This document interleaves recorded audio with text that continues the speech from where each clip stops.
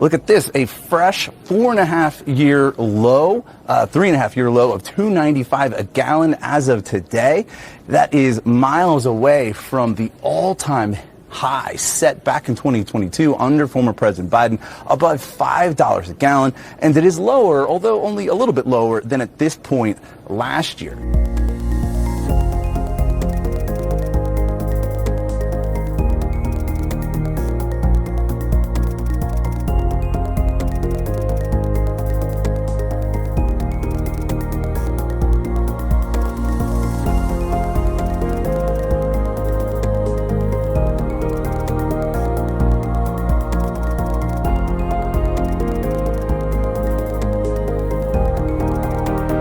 First of all, you should start with gasoline prices. On inflation-adjusted measures, gasoline prices are the lowest they've been in 20 years, except during a blip during COVID.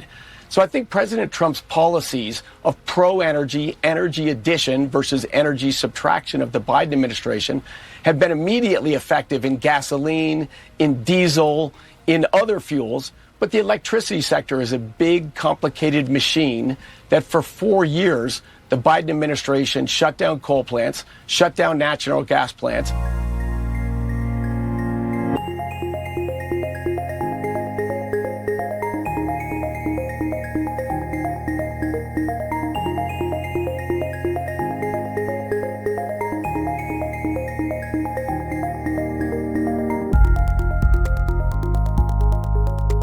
But that's our message. They gave you high prices. They gave you the highest inflation in history, and we're bringing those prices down rapidly. Lower prices, bigger paychecks. You're getting lower prices, bigger paychecks. We're getting inflation. We're crushing it.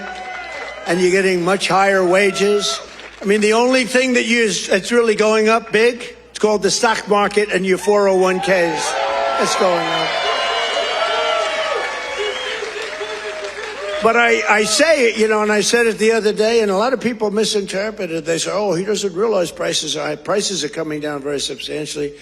But they have a new word. They always have a hoax. The new word is affordability.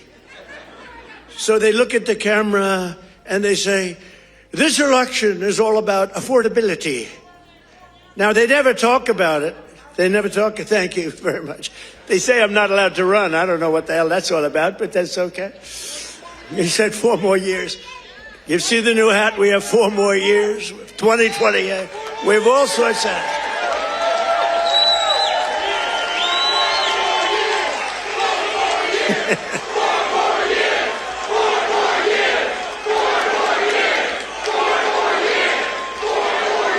Well, you know what? We have 3 years and 2 months to go. And you know what that is in Trump time?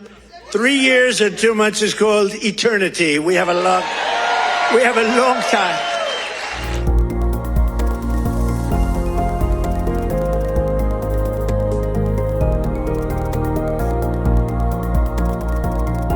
Now let's discuss the cost of living, and here is CNN bringing some good news, and this must have hurt them.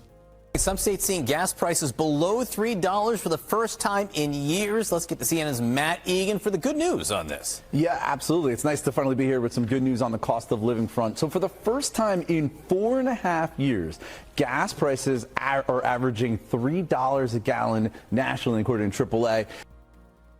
CJ, that report went on to say that there are 20 states across the country where the average price of gas is less than $2.75 a gallon. How big a deal is that? Is cost of living still a top tier issue? Is it the top tier issue?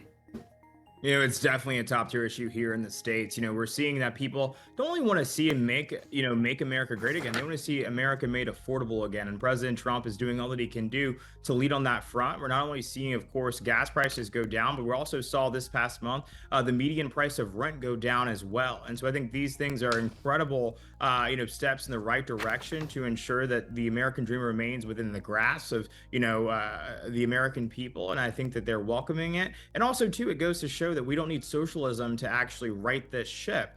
We don't need the vision of Zoran Mamdani to fix this problem. Capitalist solutions do work. Hard work policies do work. And I think that's exactly what we'll see more of from this president in the months and years to come.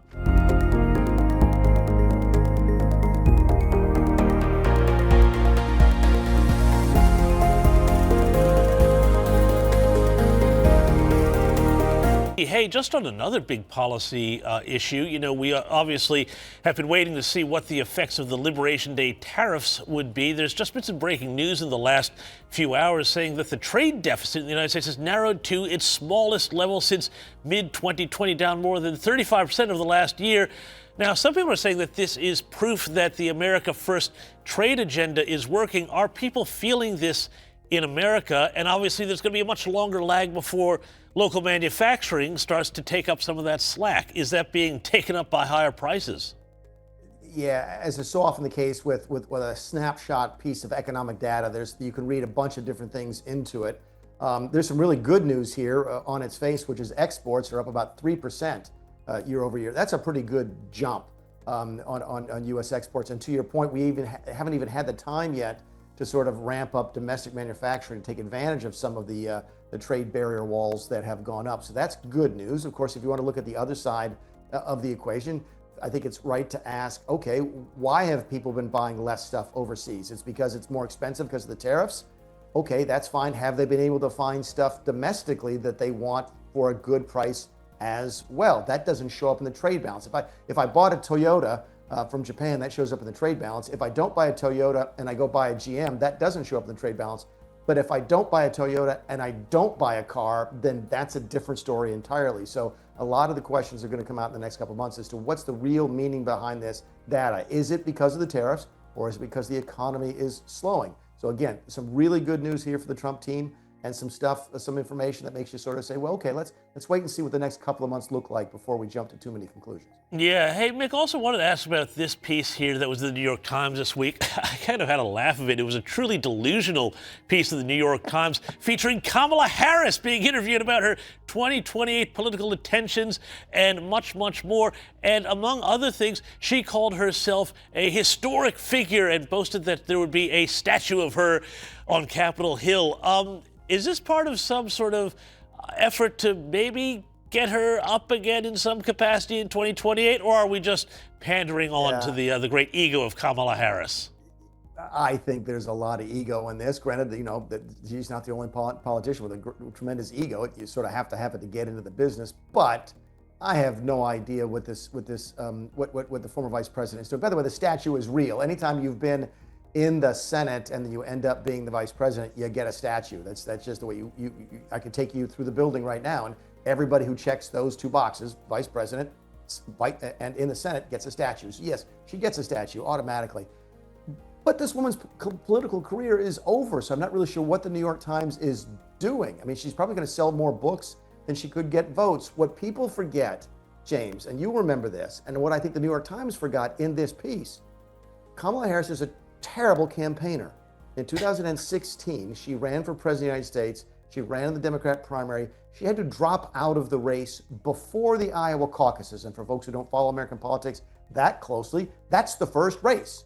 So when you drop out of the campaign before the first race, that means you weren't doing too well. And then, of course, she got waxed by Donald Trump just last year. So she's got a long history of doing very, very poorly running for president. I have to believe that her political career is over, that Democrats want her political career to be over, but for some reason she's on the front page of the New York Times, so go figure.